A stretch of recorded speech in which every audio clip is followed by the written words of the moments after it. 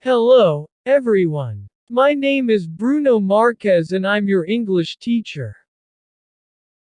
I want to start this class by asking you, guys. Do you have any questions about the class? Or any questions about learning English or a difficult grammar topic you want to improve? Yes, teacher. I have an important question to ask you, please. Oh, sure. Come here. Come here, so everyone can listen to you and also the answer, please. Hi, teacher. It's nice to meet you. My name is Joshua and I have a question. It's a pleasure, Joshua. Tell us, what is your question? How can I help you? I really want to know something. All the teachers we had told us, you have to think in English. And I know it's important to think in English to speak in English, but how do we do that? All our previous teachers told us to think in English, but they never told us how to do that. Oh, I know what you mean and yeah, you're right. Teachers usually doesn't tell you how. Well, I hope everyone is paying attention because I'm going to tell you how to think in English.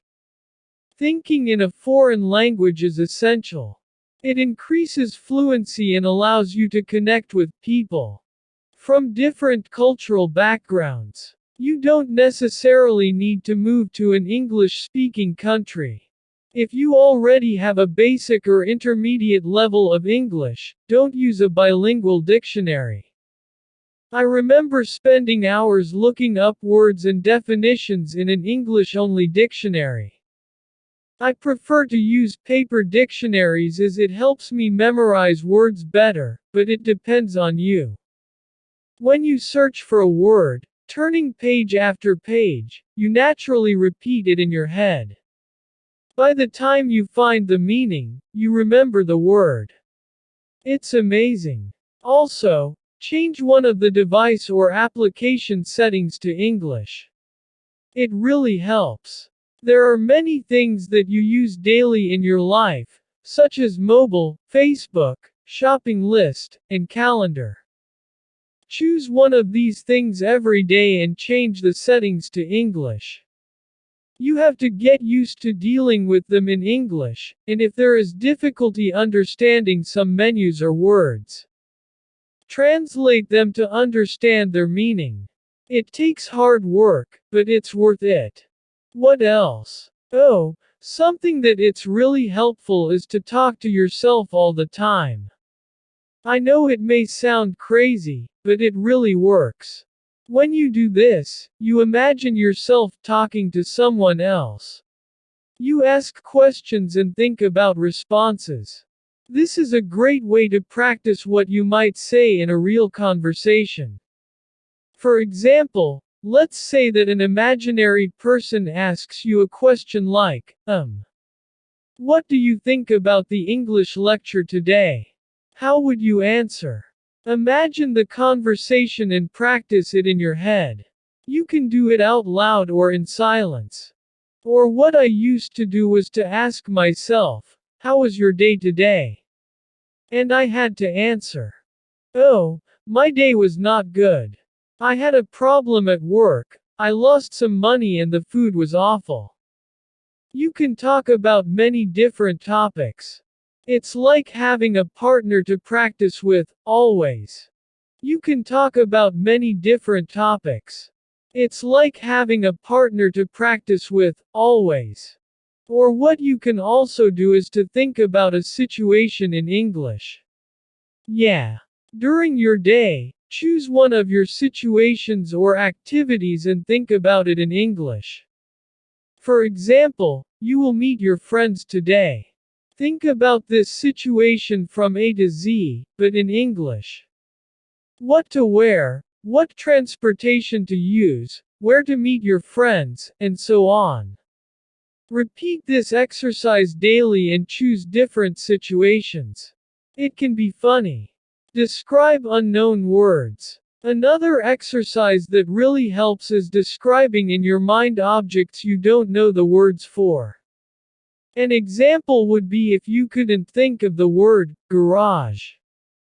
If you're looking at your house and you see your garage, but you can't think of the name in English, you can say, the place inside where I put my car.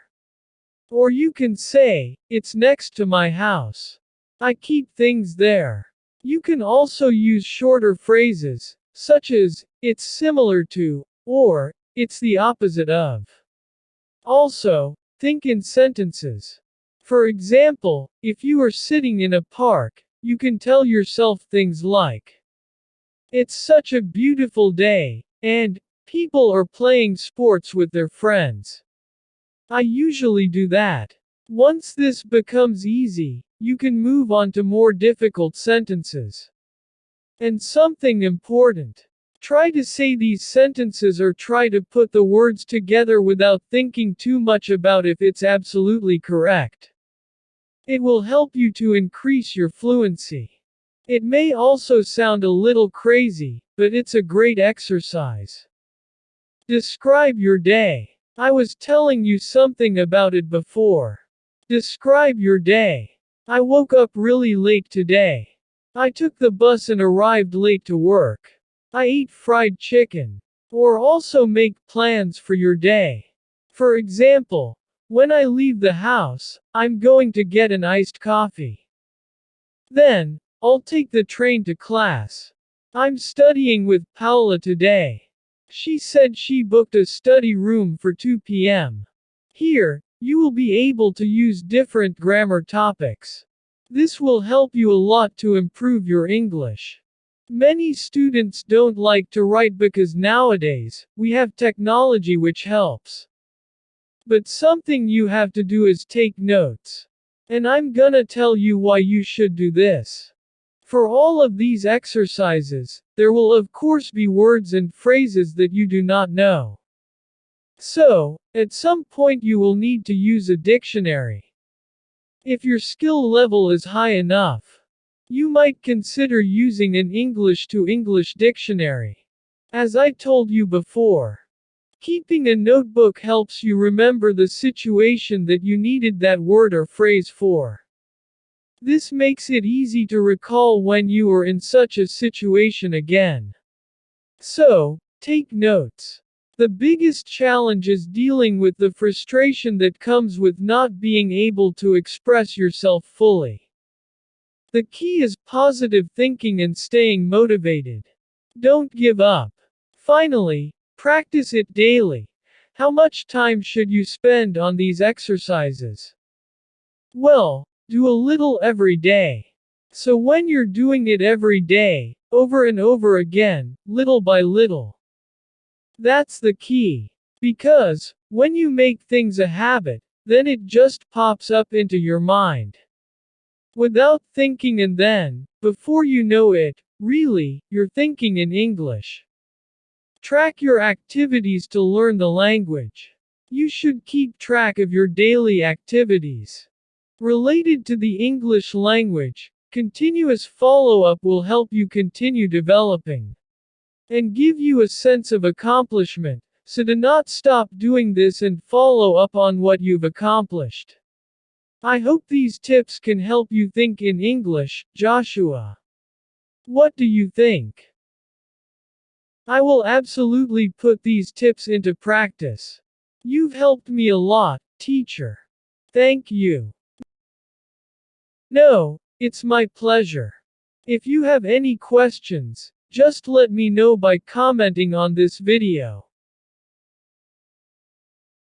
Go and have a seat because we need to start with the class. Thank you for your attention.